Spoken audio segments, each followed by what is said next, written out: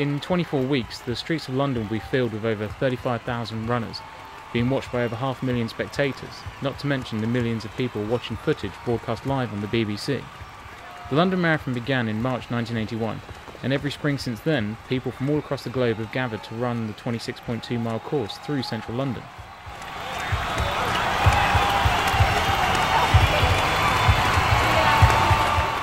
This is me, I'm Dale, one of the hopeful participants running on the 22nd of April 2012. Hopeful because, without the correct training, some people never cross the finish line. There are three main reasons why I decided to enter the marathon this year. The first one really being, back in 2004, my dad had 2 heart attacks. Thankfully he survived them. Ever since then I've kind of been thinking quite a bit about health and stuff. I mean, immediately afterwards, it was the first thing to start, concerning yourself about the heart and everything. And then you kind of get carried away with life again. I think I'm a bit of an average guy in as much as I eat a lot of crap and I drink a lot of rubbish, and I don't necessarily look after myself the way I should. I think the marathon's going to give me an opportunity to think about my health and think about what I'm meant to be doing. Second reason is I was coming up to 30. I thought the marathon was one of the big things that I wanted to do. Unfortunately, because of the ballot process, I didn't get to do it when I was 30, so I'm doing it a couple of years late, but I'm going to get there. And the third thing as well is, based on my dad again, I wanted to raise awareness for the British Heart Foundation and to do something good for them and to raise some money for them as well. Over the next 24 weeks, the 26.2 team will follow the highs and lows of my journey from beginner to marathon runner.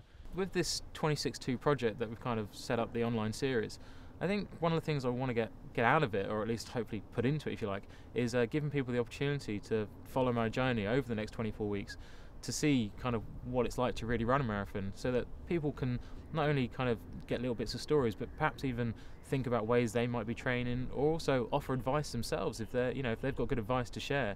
Try and create a community around marathon running, but that's online and through the medium of video.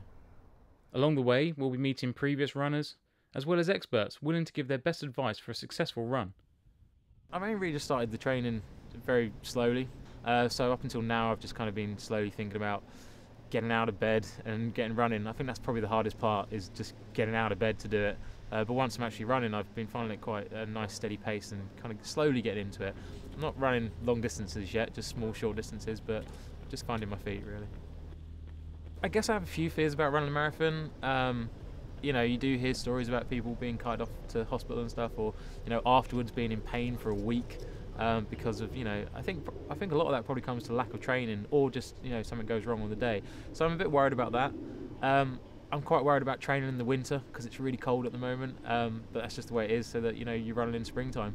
English weather's very unpredictable, and I guess I'm going to get wet on some of my training days, so I'm just going to have to deal with that. But yeah, mainly just kind of the health aspect of it and recovery after I've actually run the marathon.